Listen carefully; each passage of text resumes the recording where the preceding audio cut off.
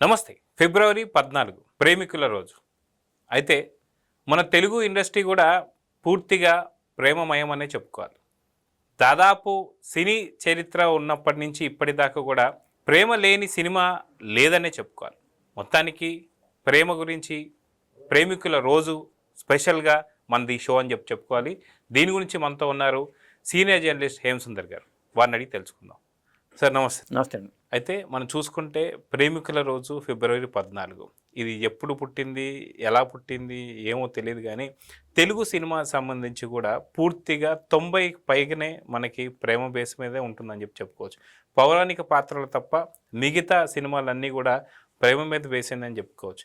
అదిగాక పౌరాణిక పాత్రల్లో కూడా చూసుకుంటే మనకి రాముడికి సీతకి లేదా కృష్ణుడు ఉన్నటువంటి యొక్క గోపికలకి ఉన్నటువంటి ప్రేమ అప్పటి నుంచే ఉందని చెప్పుకోవచ్చు. సో ప్రేమకి తెలుగు సినిమా ఇండస్ట్రీకి విడదీయరాని బంధం అని చెప్పుకోవచ్చా? మొత్తానికి ప్రేమ గురించి చెప్పాలంటే ఏం చెప్తారు? 90% సినిమాలు ప్రేమ సినిమాలేనండి. ముఖ్యంగా అక్కినేని నాగేశ్వర గారి దేవదాసు మనకి ఎవరికైనా హిట్. అది అంటే బెంగాల్ రైటర్ శరత్ రాసిన నవలని మన దేవదాస్గా తీశారు. అది సావిత్రి గారి నటన, లేకపోతే అక్కినేని నాగేశ్వర గారి నటన కానీ అది ఎవరికైన్ ప్రేమ కథా చిత్రం అని చెప్పాలి. ఆ తర్వాత మోగ మనసులు కూడా. అంటే ఎన్టీ రామారావు గారు సినిమాల్లో ప్రేమ సినిమాలు ఉన్నాయి, కానీ తక్కువ ఉన్నాయి. ఎన్టీ రామారావు గారు పౌరాణిక పాత్రలతో సినిమాలు చేసుకెళ్ళిపోవడం వల్ల ఈయన సోషల్ సినిమాలు చేయడం వల్ల నాగేశ్వర గారికి ఏంటంటే ప్రేమ కథ సినిమాలో నాగేశ్వర గారికి ఎక్కువ ఉన్నాయి. అంటే మన పెద్ద స్టార్ హీరోస్లో 2 కళ్ళు అనుకున్న అక్కినేని నాగేశ్వర గారు ఎన్టీ రామారావు గారి కన్నా ముందు అయితే లేవు. అవును అవును. అయితే నాగేశ్వరరావు గారి గురించి చెప్పుకోవాలనుకుంటే మనకి ప్రేమ్ నగర్, ప్రేమాభిషేకం ఇలాంటి సినిమాలు చాలా ఉన్నాయి. సో ప్రేమకి సంబంధించినటువంటి సినిమాలు కూడా ఎక్కువ ముడిపడి ఉన్నాయని చెప్పుకోవచ్చు. అదేవిధంగా మనకి ఎన్టీఆర్ గారికి సంబంధించి కూడా ప్రేమకు సంబంధించిన సినిమాలు ఎక్కువ ఉన్నా సరే పౌరాణిక ఇప్పుడు ఆరాధన సినిమా రామారావు గారిది పెద్ద హిట్ సినిమా. ముఖ్యంగా మహమ్మద్ రఫీ పాటలని పెద్ద హిట్. వీటితో పోలిస్తే ఇంకా హిందీలో మొఘల్ ఏ ఆజం అది ఎవరికైనా సినిమా ఇప్పటికీ రిలీజ్లు చేస్తూ ఉండదు. దాన్ని కలర్లోకి మార్చారు కూడా. అంటే సలీం అనార్కల ప్రేమ కథా సినిమాలో అదే సలీం అనార్కల ప్రేమ కథతో తెలుగులో కూడా చాలా సినిమాలు వచ్చినాయి, కానీ మొఘలి లాడక కళాఖండంలాగా మిగిలిపోలే. అంటే ఈ సినిమాల్లో ఇప్పుడు నాగేశ్వర గారి టైంలో మన ప్రేమాభిషేకం కానీ ప్రేమనగర్ కానీ, ప్రేమాభిషేకం కన్నా ముందు ప్రేమనగర్ మ్యూజికల్ హిట్ చెప్పాలంటే. అంటే ప్రేమనగర్ సినిమా ఇప్పుడు పాటలు నీకోసం ఈ వెలిసింది ప్రేమ మందిరం పాట కానీ, మనసు గతి ఇంతే అంటే విరహ ప్రేమతో. ఇప్పుడు పుష్ప విలాపం మనకి ఎట్లా ఉంటుందో అలాగే ముఖ్యంగా భగ్న ప్రేమలన్నీ హిట్ అయినాయండి. ఇప్పుడు ప్రేమ సాగున సినిమా టి రాజేంద్ర డైరెక్షన్ వచ్చిన సినిమా, ఆయనే మ్యూజిక్ దాంట్లో పాత్ర పోషించాడు. మ్యూజిక్ పెద్ద సంగీతం అన్నీ మొత్తం సినిమాలు ఆలింది. మన డైలాగ్స్ డైరెక్షను అన్నీ టి రాజేంద్ర గారే, అది పెద్ద హిట్.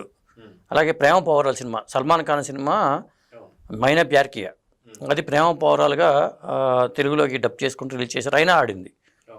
ఇట్లా చూసుకుంటే అమెరికాన్ సినిమాలు ఉన్నాయి, హిందీలో కళాఖండాలు ఉన్నాయి, తెలుగులో కూడా మనం చూసుకుంటే షారుఖ్ ఖాన్ సంబంధించి డిడిఎల్ దిల్వాలే దుల్హనియా లే జాయేంగే ఇప్పటికీ కంటిన్యూగా ఆడుతున్నా థియేటర్లో. బాంబేలో ఇప్పటికీ కంటిన్యూగా ఆడుతున్న సినిమా దిల్వాలే దుల్హనియా లే జాయేంగే. అంటే ప్రేమ మీద ఫోకస్ పెట్టట్లా, ఫోకస్ పెడితే సినిమా 100% షూర్. ఇప్పుడు తండేల్ సినిమా ఎట్లా ఆడుతుంది మనం చూసాం. అలాగే ఈ సినిమా మన అమరన్ సినిమాలో కూడా అది ప్రేమే. అమరన్ సినిమా కూడా ప్రేమ కథ సినిమానే. ఇప్పుడు నాగార్జున మధ్యలో సినిమా దాసరి గారు డీల్ చేశారు, మేఘ సందేశం అంతకు ముందు. ఇవన్నీ కళాఖండాలే. ఇంకా చెప్పాలంటే శంకరాభరణం, జేవి సౌమ్యరాజులు, మంజు భార్గవి గారు. అంటే ఇది ప్లేటోనిక్ లవ్ అంటారు. బెంగళూరు నాగరత్నం గారి స్టోరీ అని చెప్తారు త్యాగరాజ స్వామితో. ఆ కథనే దీన్ని ఒక శంకరాభరణంగా మలిచారు. శంకరుడి మెడలో ఒక ఆభరణం లాగా శంకరాభరణం అయింది. కానీ అదేంటంటే ప్లేటోనిక్ లవ్ అంటారు దాన్ని. ప్లేటోనిక్ లవ్ మీద కూడా సినిమాలు వచ్చినాయి. అయితే ఈ రకంగా చూసుకుంటే తెలుగు సినిమా చరిత్రకు సంబంధించి ప్రేమకి ఉన్నటువంటి ఒక బంధం ఎటువంటిదంటే ఏం చెప్తారు? పెద్ద పెద్ద హిట్ సినిమాలన్నీ మీరు తీసుకుంటే ప్రేమ కథాంశంతో ఉన్న సినిమాలేనండి. మీరు దేవదాస్ తీసుకున్నా, లేదా ప్రేమ తీసుకున్నా, ప్రేమాభిషేకం తీసుకున్నా, ఎన్ని సంవత్సరాలు ఆడిన సినిమాలు తీసుకుంటే మాత్రం దిల్వాలే దుల్హనియా లే జాయేంగే తీసుకున్నా కానీ, అక్కడ మొఘల్ ఏ ఆజం తీసుకున్నా కానీ, ఇప్పుడు ఇవాళ తండేళ్ళ వరకు కూడా ప్రేమ కథ సినిమాలు. అంతకుముందు లవ్ స్టోరీ హిట్టే.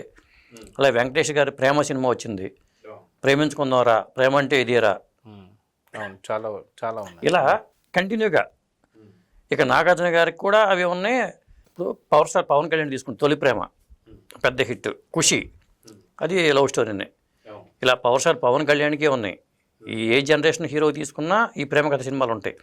ముఖ్యంగా ఏంటంటే సినిమాకి హీరో హీరోయిన్ ఉన్నారంటేనే ప్రేమ ఉన్నట్టు లెక్కే. అది పెళ్లి దాకా వెళ్ళటం అనేది చూపించరు, కానీ పాటలు ఉండాలన్నా కంపల్సరీగా ప్రేమ ఉండాల్సిందే. అందుకని హీరోయిన్ ఉన్నారంటే ప్రేమ ఉండాల్సిందే. అంటే 90% సినిమాల్లో ప్రేమ ఉన్నట్టుగా చెప్పుకోవాల్సి వస్తుంది. మన ప్రేమికుల రోజు సందర్భంగా మనం ఈ ప్రేమ సినిమాల గురించి చెప్పుకుంటూ పోతే సినిమాల లిస్ట్ అయితే చాలా ఉంటుంది. కానీ ఇన్ని రకాల కథలు ఎలా పడుతున్నాయి అనేది, ఎలా రైటర్లు ఎలా తయారు చేస్తున్నారు, లేదా పాటలు ఇన్ని పాటలు ఎలా రాస్తున్నారు. మీ ప్రేమ కథ పాటలు తీసుకోండి, అద్భుతమైన పాటలు ఉంటాయి. అలాగే ప్రేమకు సంబంధించిన డైలాగులు కూడా అద్భుతమైన డైలాగులు ఉంటాయి. అవును. అదే మీరు మనం చూసుకుంటూ వెళ్తుంటే ప్రేమికుడు ఏదైతే సినిమాకి సంబంధించిన సాంగ్స్ అన్నీ కూడా సూపర్ డూపర్ హిట్ అనుకోవాలి.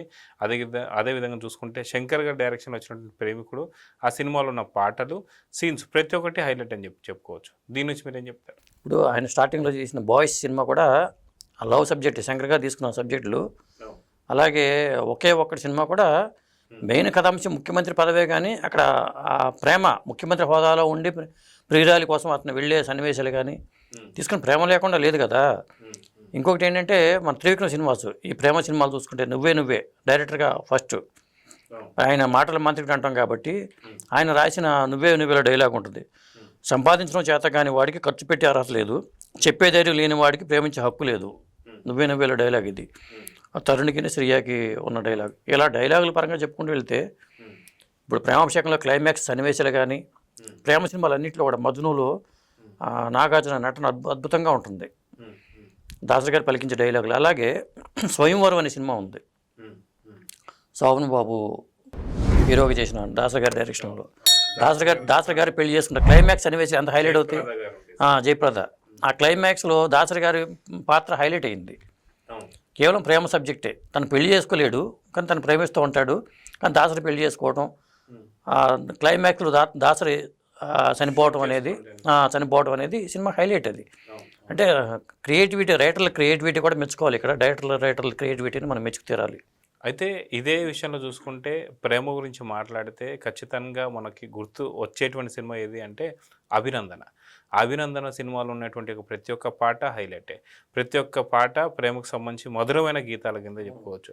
సో అభినందన గురించి చెప్పుకోవాలంటే మన ఇళయరాజా సంగీతం, ఆత్రేయ గారి పాటలు, కార్తీక్ శోభనా జంటగా శరత్ బాబు గారు పాత్ర సేమ్ మనం ఇందాక అనుకున్న దాసరి గారి స్వయంవరం టైప్లోనే ట్రయాంగిల్ లవ్ స్టోరీస్లో ట్రయాంగిల్ లవ్ స్టోరీస్ ఇట్లా ఉంటాయి.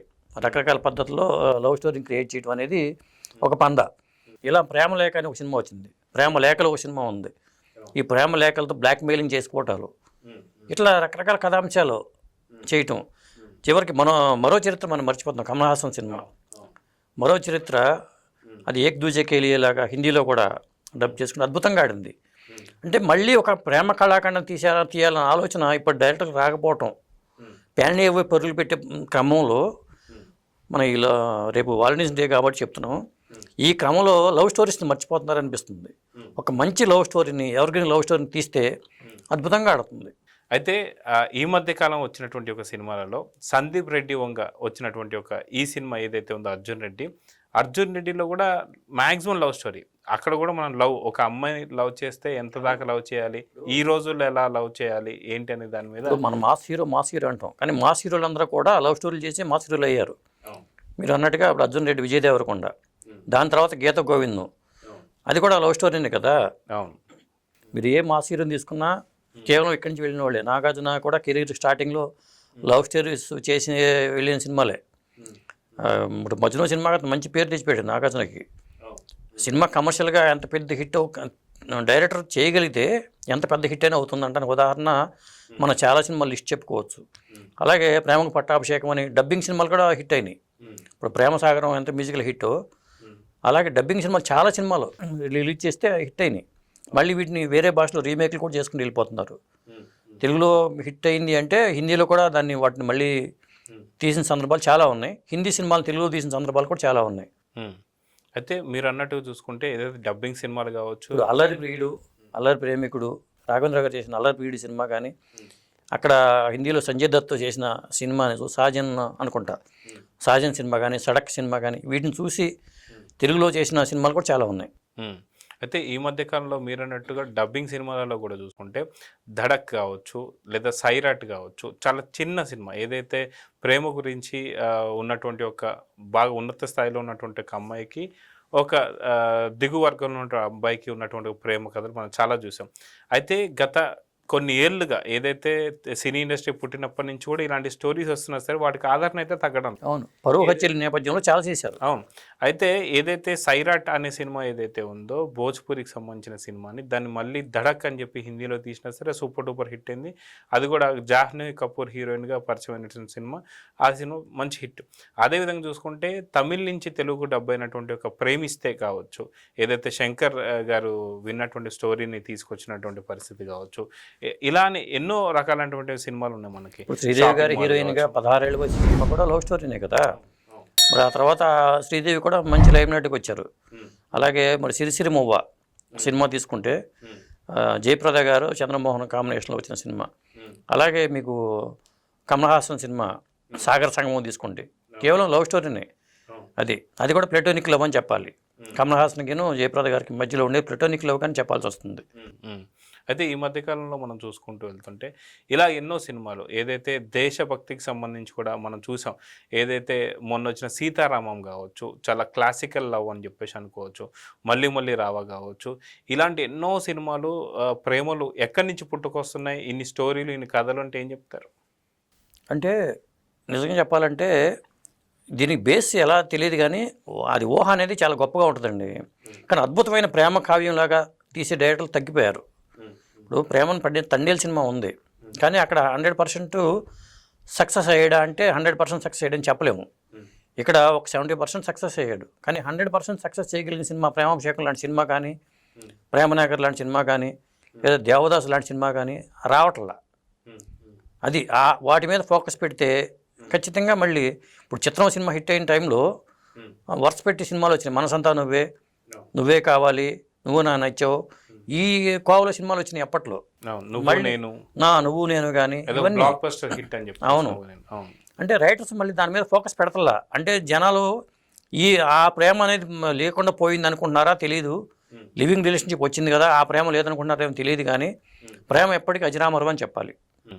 సో ఎన్నో రకాల లవ్ స్టోరీస్కి వేదికగా నించుని తెలుగు సినీ ఇండస్ట్రీ అని చెప్పుకోవచ్చు. సో మన తెలుగు సినీ ఇండస్ట్రీ తరఫున ప్రతి ఒక్క ప్రేమికులకి కూడా మన ప్రేమికుల రోజు శుభాకాంక్షలు తెలియజేస్తూ ముగిద్దాం. నమస్తే. నమస్తే.